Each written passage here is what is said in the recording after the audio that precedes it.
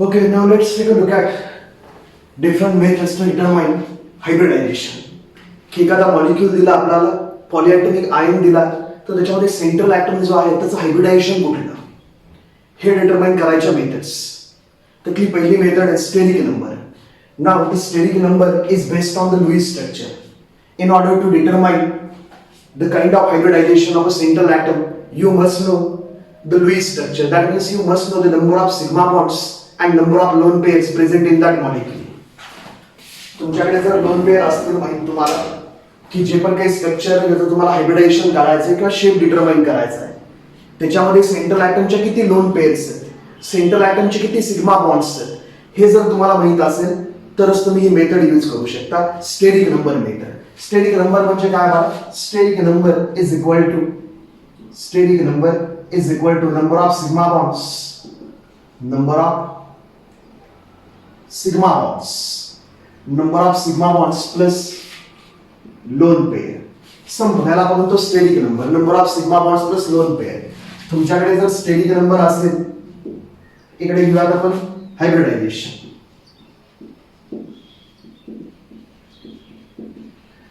आणि इकडे म्हणा आयडियल शेप.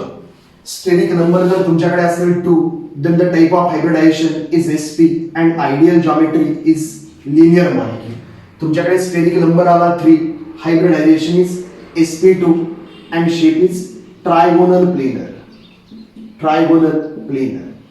त्या ट्रायगोनल प्लेनर शेप असं काही गरजेचं नाही ना. आपल्याला माहिती आहे की नंबर जर आला 3 आणि एक लोन पेअर असेल, नंबर 3 आला आणि एक लोन पेअर असेल तर ट्रायगोनल प्लेनर मध्ये one of the position is occupied by the lone pair and shape will be bend shape. त्या आयडियल शेप्स आहेत. हे जे शेप्स आहेत दीज आर आयडियल शेप्स. की नंबर जर 3 आला तर जॉमेट्री काय असते, ट्रायगोनल प्लेनर. मग आता लोन पेअर्स असतील तर शेप आहे थोडाफार चेंज होऊन जाईल. नंबर जर आला 4 तर हायब्रिडायझेशन असतं बाळा sp3 आणि sp3 असेल तर टेट्राहेड्रल. मग टेट्राहेड्रल मध्ये आपल्याला माहिती आहे पिरामिडल शेप येतो, बेंड शेप येतो depending on the number of loan pairs. तर तसं ते चेंज होणार आहे. नंबर जर 4 असेल तर अजून एक हायब्रिडायझेशन असतं dsp2. त्यावेळेस शेप असतो स्क्वेअर प्लेनर. कधी कधी अशाही टाईपचं हायब्रिडायझेशन असतं dsp2 आणि त्यावेळेस जो शेप आहे तो स्क्वेअर प्लेनर असतो. अशा काही केस आपण 12th मध्ये बघूया. स्क्वेअर प्लेनर की नंबर आला 4 and hybridisation is a dsp2 square planar shape. Number जर आला 5 तर हायब्रिडायझेशन असतं sp3d किंवा काही केसेस मध्ये dsp3 असे. sp3d म्हणजे काय बघ, 3s 3p 3d 3s 3p 3d. आणि dsp3 म्हणजे काय, हा जो d आहे तो इनर d आहे. 3d 4s 4p. 3d आणि 4s मध्ये एनर्जी लेवल कमी असते, एनर्जी डिफरन्स. तर हे कसं बघ 3s 3p 3d 3s मग 3p मग 3d आउटर d आहे. इथे काय बघ 3d 4s 4p inner d आहे. दोघांमध्ये शेप तोच असतो. Trigonal bye pyramidal.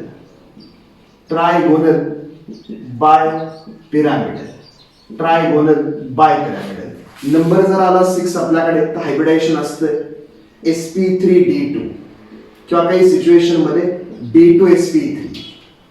जेवढा नंबर तेवढी ऑर्बिटल्स आहेत का चेक करायचे. नंबर आला 6 1 + 3 4 4 + 2 6 2 2 + 1 3 3 + 3 6. आणि 6 नंबर असेल तर आपल्याला माहितीच आहे स्क्वेअर बाय पिरामिडल. त्याला आपण म्हणतो octahedral. Square by pyramidal means octahedral. आणि p3d3 पण असतं हायब्रिडायझेशन p3d3 ती वेगळी केस, तर काही गरजेचं नाही. 7th sp3d3 शेप तर आपल्याला माहितीच आहे पेंटागॉनल बाय पिरामिडल. ते स्टेरिक नंबर वरून फाइंड करतो आपण की शेप काय आहे. म्हणजे काही एक्झाम्पल घेऊयात आपण की सपोज आपल्याकडे CH4 चे एक्झाम्पल. फॉर एक्झाम्पल आपल्याला म्हणलं की CH4 चं हायब्रिडायझेशन फाइंड करा. म्हणजे CH4 त्याच्यामध्ये जो सेंट्रल ॲटम आहे त्याचं हायब्रिडायझेशन फाइंड करा and from the hybridization we have to determine the shape of CH4. हे अशा टाईप मध्ये.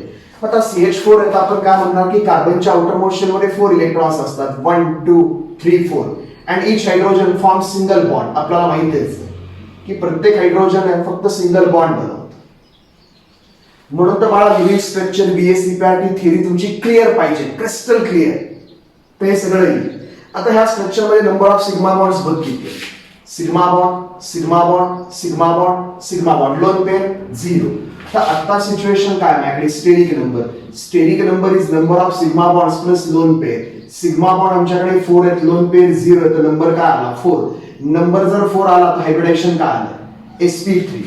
नंबर 4 आला, हायब्रिडायजेशन आला sp3. आणि मग आम्ही काय म्हणणार आहे, सेंट्रल ऍटम इज कार्बन आणि sp3 हायब्रिडायजेशन म्हणजे अशा टाइपची अरेंजमेंट टेट्राहेड्रल. आणि सगळे कोण आहेत, हायड्रोजन. सगळे जर हायड्रोजन आहेत तर आम्हाला कळलं जॉमेट्री इज टेट्राहेड्रल. आणि शेप पण आला तसा टेट्राहेड्रल. शेप आला बघा टेट्राहेड्रल, काही टेन्शन नाही. सपोज आम्हाला एक्झाम्पल आहे H2O. H2O एक्झाम्पल आहे, आम्हाला माहिती आहे ऑक्सिजनच्या आउटर मोस्ट शेल मध्ये 6 इलेक्ट्रॉन असतात. 1 2 3 4 5 6. आणि हायड्रोजन सिंगल बॉन्ड बनवतो. इकडे एक बॉन्ड बनवला, इकडे एक बॉन्ड बनवला. आता काय situation, sigma bond sigma bond, lone pair lone pair. फक्त सेंट्रल ऍटमचं काउंट करायचं, पेरिफेरल ऍटमच्या लोन पेअर्स मध्ये काउंट करायच्या. आता स्टेरिक नंबर काय आला, steric number in case of H2O is number of sigma bonds plus lone pair. We have 2 sigma bonds and 2 lone pair. Number is 4. If number is 4, type of hybridization is sp3. Type of hybridization is sp3. sp3 hybridization आता आम्हाला माहिती आहे oxygen and then tetrahedral geometry. पण याच्यामधल्या 2 position कोणी घेतलात, lone pair. याच्यामधल्या 2 position जर lone पेअरनी घेतला त्याला आपण टेट्राहेड्रल शेप म्हणणार का, नाही. We will call it as a bent shape. तर हा जो शेप आहे it is a bent shape molecule. हे आपण अशा टाइप मध्ये पण दाखवतो.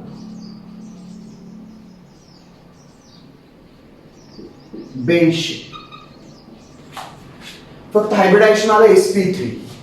आणि बीएससीपीआरटी थिअरी नुसार पण तेच आहे बघ. बीएससीपीआरटी थिअरी मध्ये आपण काय काउंट करतो, total number of valential electron pairs, bond pairs plus lone pair. ही एक बॉन्ड पेअर, ही एक bond pair, lone pair lone pair. Steric number 4, hybridisation is sp3. तर जे बीएससीपीआरटी थिअरी मध्ये होतं तेच इथं. फक्त काय तिथे आपण म्हणलं calculate the total number of bonded pairs plus lone pair. इथे बॉन्ड पेअर म्हणायच्या ऐवजी फक्त मी काय म्हणलं सिग्मा बॉन्ड. जरी पण डबल बॉन्ड असेल एखाद्या ऍटम मध्ये, एखाद्या ऍटम मध्ये डबल बॉन्ड असेल तर सिग्मा आणि पाय. आपण फक्त सिग्मा काउंट करणार आहे. म्हणजे आता बॉन्ड किती काउंट होणार, सिंगल. आणि बीएससीपीआरटी थिअरी मध्ये आपण तेच म्हणलं होतं की multiple bond is considered as a single super bond. Multiple bond is considered as a single super bond by deciding the geometry. मग इथे फक्त आपण सिग्मा काउंट करा म्हणतोय, म्हणजे डबल बॉन्ड आहे त्याच्यामधला फक्त आम्ही सिग्मा काउंट करणार, म्हणजे तो एकच काउंट होणार. ट्रिपल बॉन्ड असेल तरी पण एकच काउंट होणार. तर आता एक सिग्मा आणि 2 बॉन्ड कसले, पाय. तर triple bond is also counted as a 1 bond. Double bond is also counted as a 1 bond in order to determine the geometry. ते त्या टाइप मध्ये सर क्या मेथडसाठी तुला काय माहित पाहिजे, शेप माहित पाहिजे, लुईस स्ट्रक्चर माहित पाहिजे, बस. बाकी काही. सपोज त्याकडे SO2 आहे, SO2. सपोज आपल्याकडे काय सल्फर डायऑक्साइड SO2. आता सल्फरच्या आउटर मोस्ट शेल मध्ये 6 इलेक्ट्रॉन असतात, 1 2 3 4 5 6. आणि ऑक्सिजनच्या आउटर मोस्ट शेल मध्ये पण 6 इलेक्ट्रॉन आपल्याला माहित आहे, 1 2 3 4 5 6. ऑक्सिजन 1 2 3 4 5 6. इकडे एक सल्फरनी डबल बॉन्ड बनवला, इकडे एक सल्फरनी डबल बॉन्ड बनवला. आता बघ नंबर ऑफ सिग्मा बॉन्ड्स आणि लोन पेअर्स काउंट कर. हे बघ out of this 2 bonds one is sigma bond, out of this 2 bond one is sigma bond. आणि ही काय सल्फरची लोन पेअर. तर स्टेरिक नंबर काय आला बघ, steric number is number of sigma bonds plus lone pair. There are 2 sigma bonds and 1 lone pair, so number is 3. When number is 3, type of hybridization is sp2. And when it is sp2, trigonal planar. Sulfur and around sulfur we have trigonal planar arrangement. Out of this trigonal planar arrangement, one of the position is occupied by lone pair, and remaining 2 positions are occupied by oxygen. हा trigonal planar geometry आली पण shape नाही आला, तर loan पेअरचा काही shape नाहीये. Shape काय आला, बेंड शेप मॉलिक्यूल. तर SO2 आहे, आपण अशा टाइप मध्ये रिप्रेझेंट करू शकतो की SO2 has a bent shape.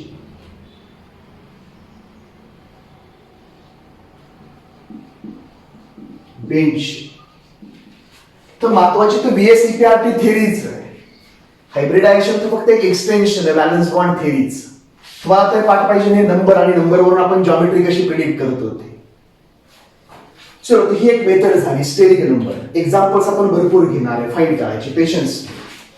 आणि तुला मी सांगितलं मी सगळं शिकवणार आहे, मी काही सोडणार नाही. कारण का तर 12th मध्ये आपल्याला एक्झाम द्यायची. 11th मधली बोर्डची एक्झाम म्हणजे कॉलेजची एक्झाम आपल्यासाठी महत्वाची नाही. ते तुम्ही गाईड वाचून पुस्तक वाचून काही आन्सर रट्टे मारू शकता तिकडे. पण फायनल एक्झाम मध्ये सीईटी असू देत, जी असू देत, नीट असू देत, जोपर्यंत तुझे कन्सेप्ट क्लिअर नाही तोपर्यंत तू आन्सर नाही देऊ शकत. पण माझ्यावर विश्वास ठेव, ज्या दिवशी तू नीटला बसशील, सीईटीला बसशील, जेईला बसशील, तुला सगळे क्वेश्चन बघितलेले दिसतील. सगळे क्वेश्चन दिसतातच आणि दिसतील नाही दिसतातच. दरवर्षीच्या मुलांना विचारून बघायचं दिसतात का, तो म्हणणार दिसतात. पेशन्स ठेव. सेकंड मेथड आहे पेशन्स ठेव म्हणजे अभ्यास कर. मी जे करतोय ते तू घरी कर, एक्स्ट्रा कर, पुढचे चॅप्टर वाच, कळतंय का बघ. आपले एफर्ट्स पाहिजे डेली. आता बघ पुढे काय.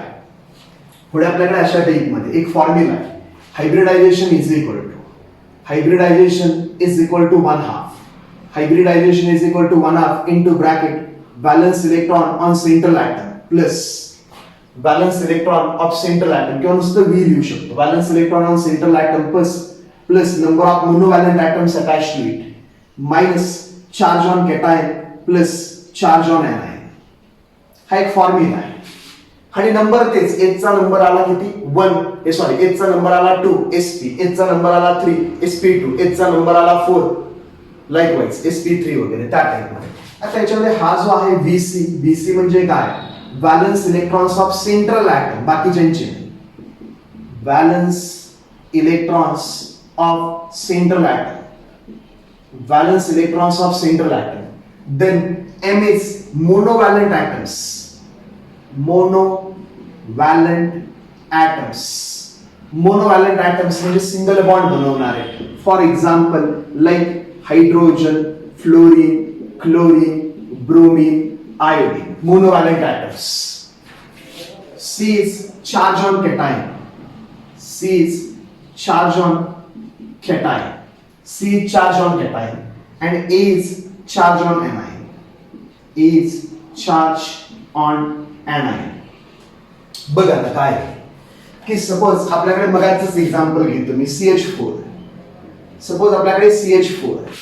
तर ह्या फॉर्म्युला यूज करण्यासाठी सगळ्यात महत्वाचं आपल्याला काय माहित पाहिजे, सेंट्रल ॲटम.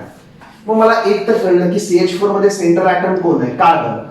मग कार्बनचे व्हॅलन्स इलेक्ट्रॉन किती, कार्बन आहे, atomic number is 6, valence electron आपल्याला माहितीच आहे 2,4. कार्बन मध्ये 4 व्हॅलन्स इलेक्ट्रॉन्स. म्हणजे VC मिळाला मला की कार्बन मध्ये काय 4 व्हॅलन्स इलेक्ट्रॉन्स.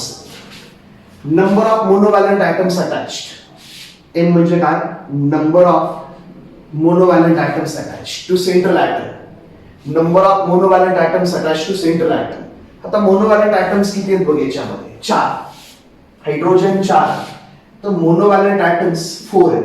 बरं हा कॅटायन नाही, याच्यावरती काही चार्ज नाही. कॅटायन नाही तर काही चार्ज नाही. हा एनायन नाही तर याच्यावरती काही चार्ज नाही. झालं. मग आता H is equal to 1/2 into bracket valence electron on central atom plus monovalent atoms minus charge on cation minus charge on plus charge on anion. 1/2 into bracket valence electron 4, monovalent atoms 4 minus 0 plus 0, cation नाही anion नाही, 4 plus 4 8. 1/2 into 8 तर number काय आला 4. Number जर 4 आला तर hybridisation काय आलं बाळा, sp3. हायब्रिडायझेशन काय आलं, sp3. हायब्रिडायझेशन आलं sp3. तेच H2O चं होईल बघ. H2O जर आपण घेतला तर आपल्याला माहिती आहे सेंट्रल ॲटम कोण, ऑक्सिजन. ऑक्सिजन जर सेंट्रल ॲटम असेल 2,6, व्हॅलन्स इलेक्ट्रॉन किती ऑक्सिजनचे 6. Valence electron of oxygen is 6. Monovalent atoms attach to oxygen, hydrogen 2. Monovalent atoms attach झाले 2. हा कॅटायन नाहीये, याच्यावरती काही चार्ज नाहीये 0. हा एनायन नाहीये, याच्यावरती काही चार्ज नाहीये 0. हायब्रिडायझेशन काय आलं, hybridisation is equal to 1/2 into valence electron on central atom plus monovalent atoms attach to it minus charge on cation plus charge on anion, which is equal to 1 half into bracket valence electron on central atom 6 monovalent atoms किती attach आहेत 2 cation नाहीये ना तर हा anion आहे 6 plus 2 8 1 half into 8 म्हणजे किती आलं 4 आणि मग याचं हायब्रिडायझेशन काय sp3 मग अशी बघितलंच आपण की याचं हायब्रिडायझेशन sp3 असतो okay no problem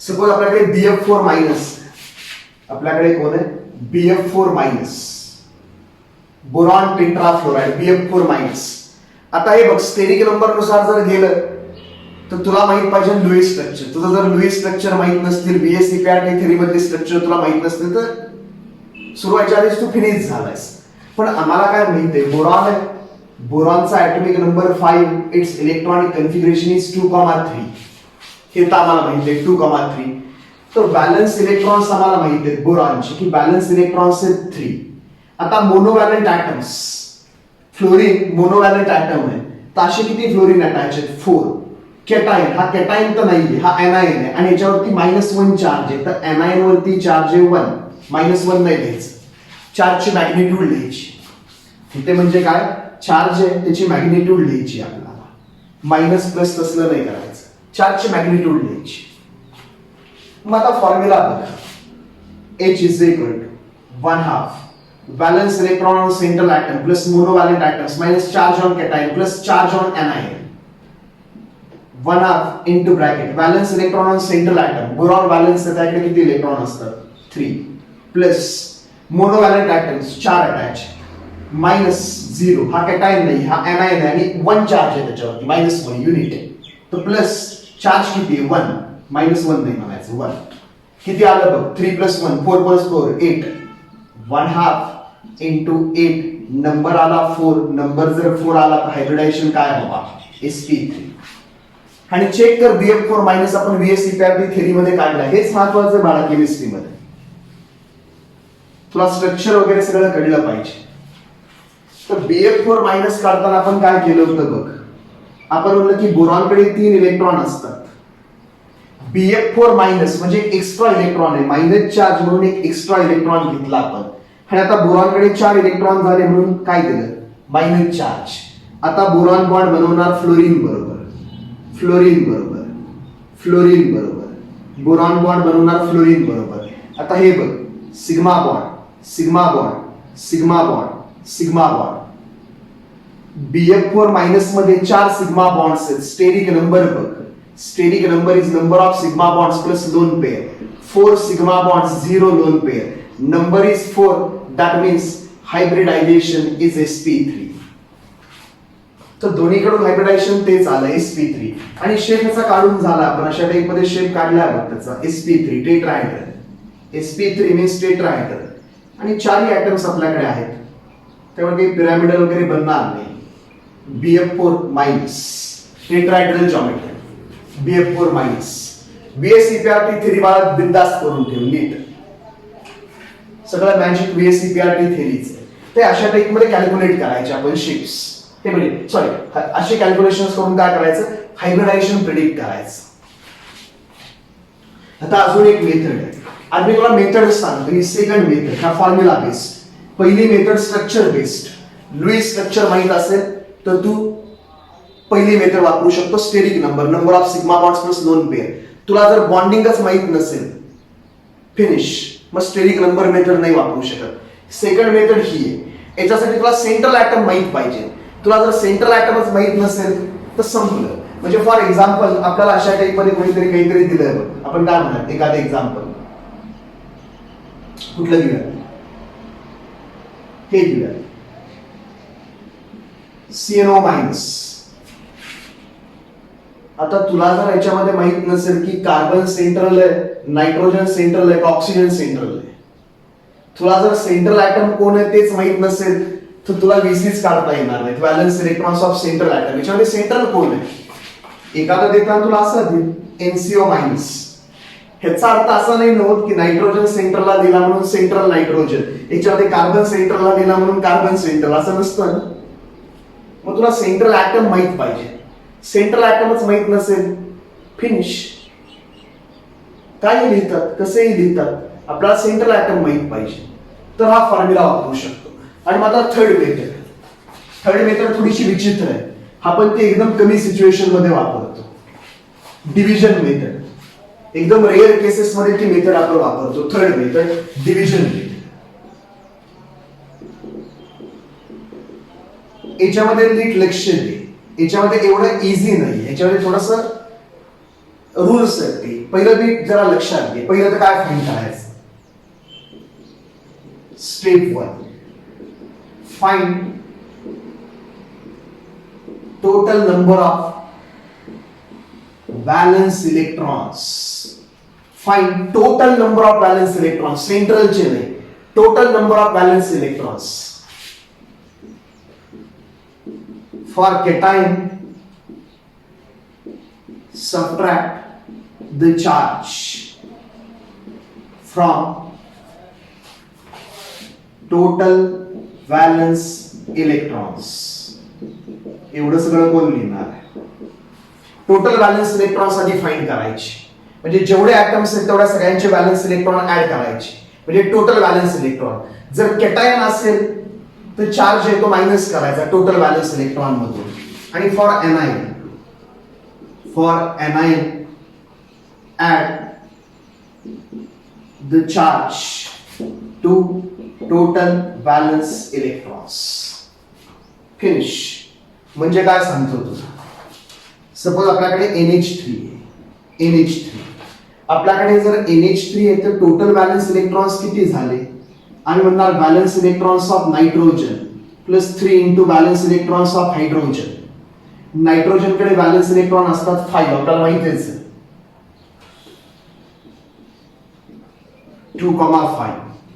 hydrogen 1, hydrogen कडे एकच वॅलेन्स इलेक्ट्रॉन असतो, 3 इंटू 1. तर 5 प्लस 3 वॅलेन्स इलेक्ट्रॉन किती झाले? 8. सपोज जर आपल्याकडे असेल NH4 प्लस, आता वॅलेन्स इलेक्ट्रॉन किती झाले बघ, नायट्रोजनचे वॅलेन्स इलेक्ट्रॉन प्लस 4 इंटू हायड्रोजनचे वॅलेन्स इलेक्ट्रॉन -1. तुम्हाला -1 काय केलं? For cation subtract the charge. Cation आहे तर चार्ज सबट्रॅक्ट करायचा टोटल वॅलेन्स इलेक्ट्रॉन मध्ये. आता आम्ही म्हणणार नायट्रोजन कडे 5 वॅलेन्स इलेक्ट्रॉन असतात प्लस 4 इंटू 1 -1, म्हणजे वॅलेन्स इलेक्ट्रॉन आले किती परत? 8च. NH4 plus 1. आणि तुझ्याकडे सपोज NH2 मायनस, तरी पण तीच केस बघ की नायट्रोजनचे वॅलेन्स इलेक्ट्रॉन प्लस 2 इंटू हायड्रोजनचे valence electron plus 1. For anion add the charge. हे वॅलेन्स इलेक्ट्रॉन ऍटमचे, आणि मायनस म्हणजे एक इलेक्ट्रॉन एक्स्ट्रा म्हणून +1, एक इलेक्ट्रॉन गेलाय म्हणून -1. ते तसं आहे. चार्ज कधी डेव्हलप होईल? whenever there is a loss of electron or gain of electron. If electron is gained, minus charge. If electron is lost, plus charge. मग इलेक्ट्रॉन गेलाय म्हणून -1, इलेक्ट्रॉन घेतलाय म्हणून +1. काय असं? आणि मग आता आम्हाला माहित आहे ना, नायट्रोजन कडे 5 valence electron plus 2 into 1 plus 1, म्हणजे परत एकदा वॅलेन्स इलेक्ट्रॉन किती आले? 8. दरवेळेस वॅलेन्स इलेक्ट्रॉन 8च असतात असं नाही. हे जे लिहिलंय त्याचं तुला मिनिंग दाखवलं, हे मिनिंग आहे त्याच. आता पुढे तर असे फाइंड करायचे टोटल वॅलेन्स इलेक्ट्रॉन. आता पुढे काय? पुढे आता डिव्हिजन. पुढे आता काय? डिव्हिजन. स्टेप 2. 3 स्टेप जास्त नाही. स्टेप 2 याच्यामध्ये काय? याच्यामध्ये if total valence electrons are less than और equal to 8. If total valence electrons are less than or equal to 8, divide by 2. Divide by 2. B. If total valence electrons are in between 9 to 56, म्हणजे काय? 9 less than or equal to total valence electron less than or equal to 56, divide by 8. Divide by 8. Divide by 8. And C. If total valence electrons are greater than 56, divide by 18. ते numbers लक्षात ठेवायचे. म्हणजे मगाची केस बघ, मगाशी total balance electron किती आलते? NH3 मध्ये आमच्याकडे टोटल बॅलन्स इलेक्ट्रॉन आलते 8. 8 जर असतील तर 2 ने डिवाइड करायचं. 8 जर असतील तर 2 ने डिवाइड करायचं. 2 4 जा 8 माहितीच आपला. 2 4 जा 8. 8 मायनस 8 0. आता वरती जे आलंय हे आपल्याला माहितीच आहे. हा कोण आहे? कोशंट. आणि हा जो कोण आहे, हा कोण आहे? रिमाइंडर. Quotient and remainder. आता पुढे काय रूल आहे बघ. तू ही डिव्हिजन केली, ही डिव्हिजन केली आणि रिमाइंडर तुझा 0 किंवा 1 आला नाही तर परत डिव्हिजन करायची. स्टेप 3. स्टेप 3 म्हणजे काय? If remainder is other than 0 or 1, follow this step. Follow this step. की रिमाइंडर जर 0 आला तर वरतीच थांबा. स्टेप 2 लाच रिमाइंडर 0 किंवा 1 पेक्षा वेगळा आला तरच ही स्टेप फॉलो करायची. बाकी काही if remainder is less than or equal to 8, divide by 2. If remainder is less than or equal to 8, divide by 2. B. If remainder is greater than 9, divide by 8. If remainder is greater than 9, divide by 8. That is simple.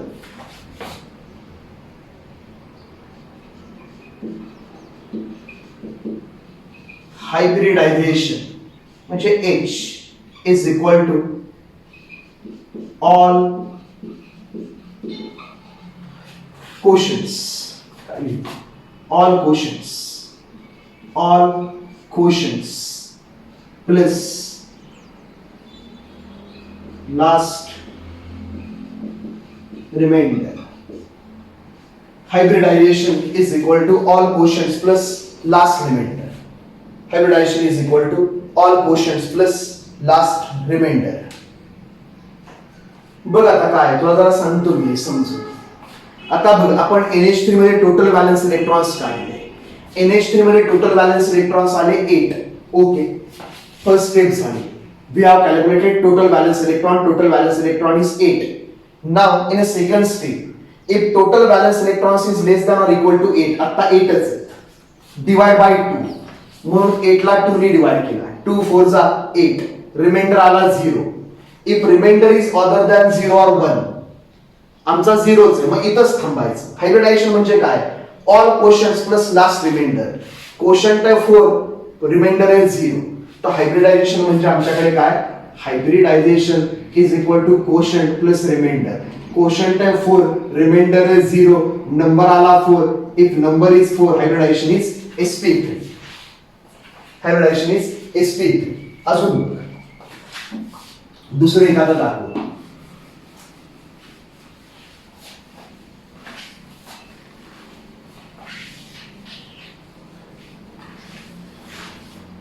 कुठला घेतो?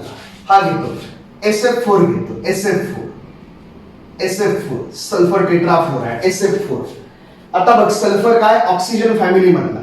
Oxygen, sulphur, selenium, tellurium ह्यांच्या outermost shell मध्ये electron किती असतात? 6. आता total valence electron काढतोय. Total valence electron is equal to valence electron of sulphur plus 4 into valence electron of fluorine. सगळ्यांची add करतो आपण. मगाच्या फॉर्म्युलामध्ये फक्त सेंट्रल ॲटमचे फाइंड करायचं. ह्या फॉर्म्युलामध्ये सगळ्यांचे टोटल व्हॅलन्स इलेक्ट्रॉन ऍड करतो. तर आता सल्फरकडे व्हॅलन्स इलेक्ट्रॉन किती असतात? 6. आणि फ्लोरीनकडे किती असतात? 7. प्रत्येक फ्लोरीनकडे 7 व्हॅलन्स इलेक्ट्रॉन. का नाही माहित आपल्याला? फ्लोरीन, क्लोरीन, ब्रोमीन, आयोडीन ह्या सगळ्यांचे व्हॅलन्स इलेक्ट्रॉन किती असतात? 7 व्हॅलन्स इलेक्ट्रॉन. मग आता 28 7 into 4 28 plus 6 34. नंबर किती आला? 34. हे झाली पहिली step. We calculated total valence electrons. If total valence electrons are in between 9 to 56, divide by 8. आता 8 ने डिवाइड करायचं का? हे 34 आहे, तर हा जो 34 आहे त्याला मी 8 ने डिवाइड करणार आहे. 8 4 जा 32. 8 4 जा किती आलं? 32. 8 4 जा 32. म्हणजे आपल्याकडे रिमाइंडर आला 2. हा पहिला क्वोशंट आहे बाळा. हा फर्स्ट क्वोशंट आला Q1. 8 4 जा 32. रिमाइंडर का आला? 2. If remainder is order than 0 or 1, वेगळाच आलाय. If remainder is less than or equal to 8, divide by 2. Remainder 8 पेक्षा कमी येतात तर 2 ने डिवाइड करायचं परत. 2 1 जा 2. 2 1 जा 2. रिमाइंडर आला 0. आता थांबायचं. रिमाइंडर 0 किंवा 1 आला की थांबायचं. हा फायनल रिमाइंडर आहे. हा फायनल रिमाइंडर आहे आपल्यासाठी. हा फर्स्ट क्वोशंट आहे आणि हा सेकंड क्वोशंट आहे Q2. आलं लक्षात तुझ्या? टोटल बॅलन्स इलेक्ट्रॉन्स काढायचे 34 आले. If number is in between 9 to 56, divide by 8. So 34 is divided by 8. 8 4 are 32. 34 minus 32, remainder is 2. If remainder is other than 0 or 1, we have to continue the division. Now if remainder is less than 8, we have to divide by 2.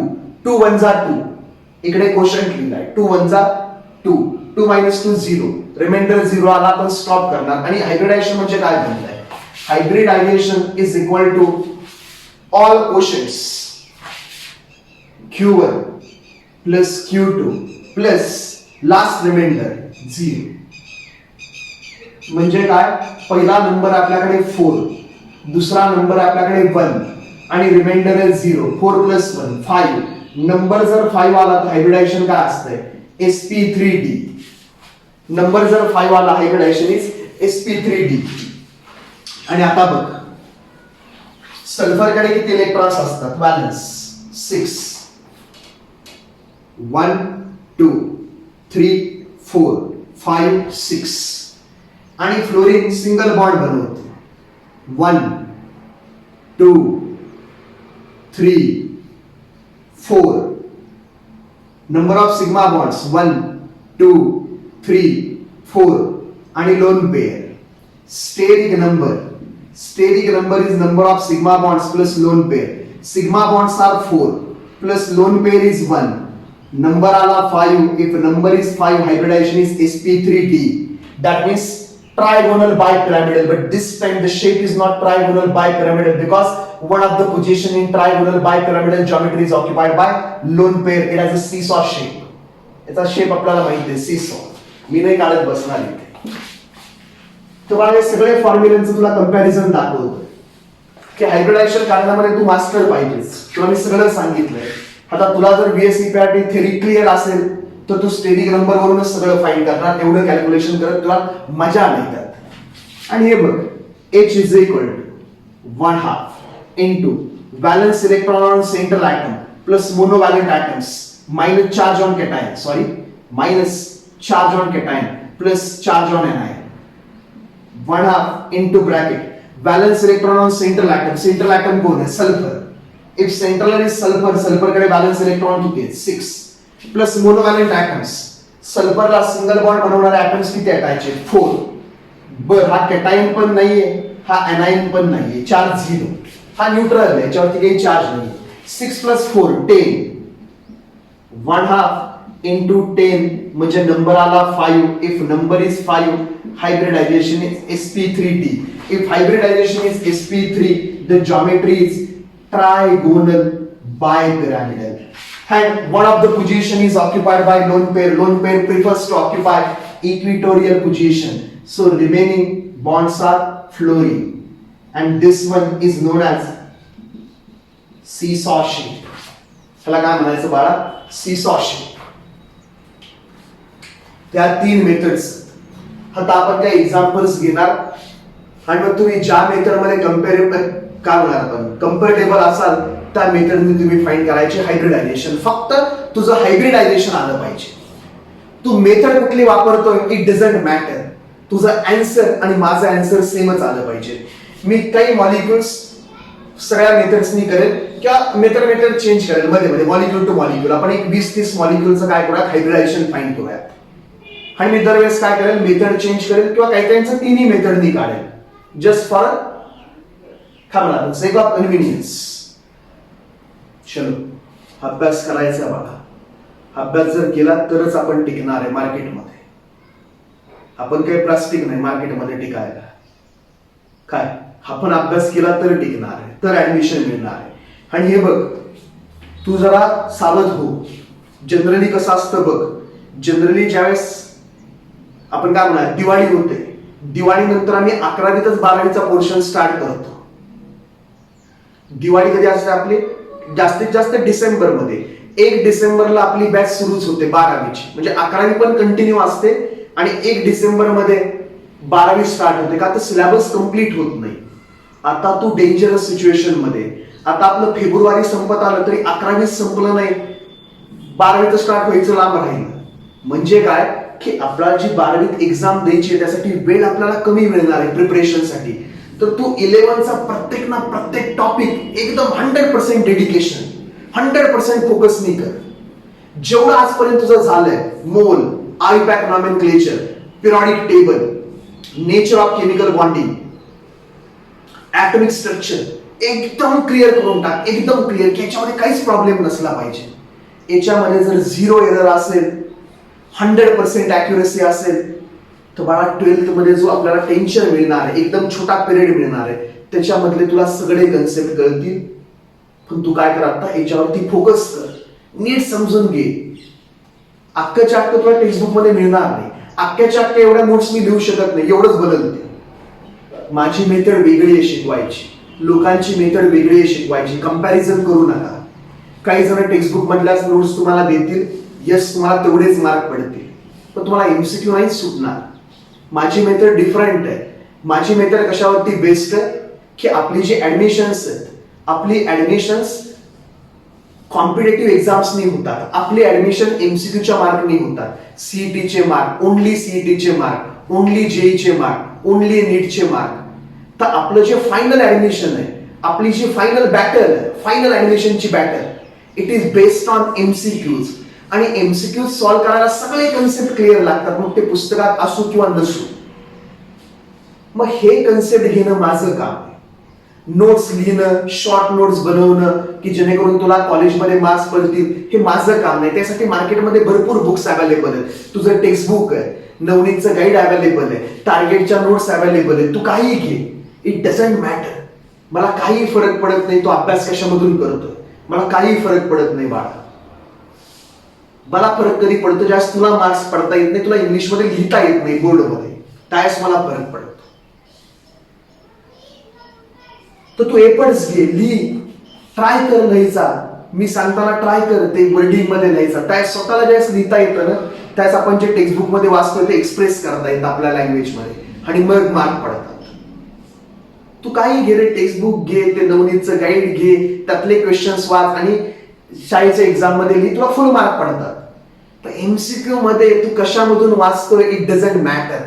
MCQ मध्ये तुला जे समोरच्यांनी शिकवलंय ते किती आतपर्यंत गेलंय, किती methods आहेत तुझ्याकडे calculation करायच्या, हायब्रिडायझेशन फाइंड करायच्या, किती मेथड्स आहेत, त्याच्यावरती बेस्ड आहे तुला हायब्रिडायझेशन येणार का नाही तर मग अवघड आहे तुझं. तर सी, माझा अप्रोच डिफरंट आहे मार्केटमधल्या लोकांचा, म्हणजे फलटण मधला. माझा अप्रोच म्हणजे जे जेई नीटचे क्लासेस घेतात पहिल्यापासून, ते अशा काही शाळेतल्या नोट्स नाही देत बसत, ते टीचिंग करतात, एक्सपेन्सिव्ह टीचिंग. आणि मग जे तुमच्यासारखे हुशार स्टुडंट्स आहेत त्या एक्सपेन्सिव्ह टीचिंग मधून नॉलेज घेतात आणि एमसीक्यू सॉल्व्ह करतात. ही मेथड आहे जे आणि नीटची. आणि ज्यांना वाटतं नोट्स पाहिजे नाही, तुम्हाला काय वाटतं माहितीये की जे शाळेत मी काय लिहायचं ते पाहिजे, ते गाईड मध्ये मिळतं बाळा. आणि जे गाईड मधलं तुम्ही लिहिता त्यालाच मार्क देतात शाळेमध्ये. का तर गाईड मध्ये ते टेक्स्टबुक मधलं लिहिलेलं असतं. तर ते तसलं घे, तू गाईड घे, काही घे, त्याच्यामधलं बघ, क्वेश्चन आन्सर वाचायचे चॅप्टरवरचे, झालं जिंदाबाद. त्यांनी तुला एमसीक्यू सुटेल अशी गॅरंटी नाही. आणि तुम्ही नोट्स बघा लोकांच्या, किती बाहेरचं असतं टेक्स्टबुकच्या. टेक्स्टबुक मधलंच परत नोट्स मध्ये द्यायचं, म्हणजे repetitive. It's called as donkey work. तर आपण डॉंकी वर्क म्हणतो की जे टेक्स्टबुक मध्ये तेच नोट्स मध्ये छपायचं. डॉंकी वर्क आहे रे. अननेसेसरी तेच तेच करायची गरज नाही ना. हा, तुम्ही एक्स्ट्रा काहीतरी घेताय तर ठीक आहे, नोट्स. पण जनरली कसं आहे, 11th मध्ये मी बोलतानाच लिहून देतो, हे सगळं आपण नोट्स मध्येच लिहितो ऍज अ रफ बुक, आणि मग ते सगळं ते नॉलेज त्या रफ बुक मध्ये असतं. एक्झाम मध्ये वेगळे क्वेश्चन्स असतात. एक्झाम मध्ये काय येणार तुम्हाला, explain the shape of SF4 on the basis of hybridisation. मग तू त्याच्यामध्ये सगळं तसलं ऑर्बिटल डायग्राम वगैरे ह्याव त्याव तेवढं सगळं काढत बसणार नाही. ते एक्सपेन्सिव्ह मेथड झाली. आणि तुला SF4 कधी एक्सप्लेन करता येईल, ज्या तुझ्याकडे कन्सेप्ट क्लिअर असतील त्यावेळेस एक्सप्लेन करता येईल. सी, माझा जो क्लास आहे इट इज कम्प्लिटली डिफरंट. हा कम्प्लिटली कशावरती बेस्ड आहे तुला माहिती आहे, मोल्स. तू आता कॉलेजमध्ये जातोयस, मोल्स किती दिवसात संपला, 2, 3, मॅक्सिमम 4, किती लेक्चर मध्ये, 4 किंवा 5 लेक्चर मध्ये मोल्स संपला तुझा. वी हॅव ऑलमोस्ट 60 लेक्चर्स, आणि तरी पण आपण मोल थांबवला. त्याच्या पुढे पण मोल आहे पण आपण थांबवला फोर्सफुली. का, आता अजून 50-60 लेक्चर बनतील आणि मग पोर्शन संपणार नाही. तर मला प्रत्येकाची मेथड डिफरंट असते. तू टेक्स्टबुक मध्ये रिडिंग चालू कर, तू गाईड घे, तू टार्गेट पब्लिकेशनचं बुक घे, क्वेश्चन आन्सरचं त्यातनं क्वेश्चन आन्सर वाच, तुला फुल मार्क्स पडतात शाळेत. रिपिटेटिव्ह डॉंकी वर्क नको की तेच टेक्स्टबुक मधलं मी लिहायचं आणि तेच तुला परत द्यायचं. काही गरज नाही याची. वेळ वाचवायचा आहे, कन्सेप्ट क्लिअर करून घ्यायचे, नॉलेज मिळवायचं, तर ते तू घरी अभ्यास कर. ते केलं तरच तुला मिळेल. रिव्हिजन लागते, तू रिवाइज करत राहा. तू मोल्स विसरला असशील, तू ऑइल पॅक विसरला असशील, तू इलेक्ट्रॉनिक कन्फिगरेशन विसरला असशील, डेंजरस आहे. चलो, अभ्यास करत राहा, वेळ घालवू नको. 8 to 9 hours study per day, तर तुला चांगलं होणार आहे सगळं.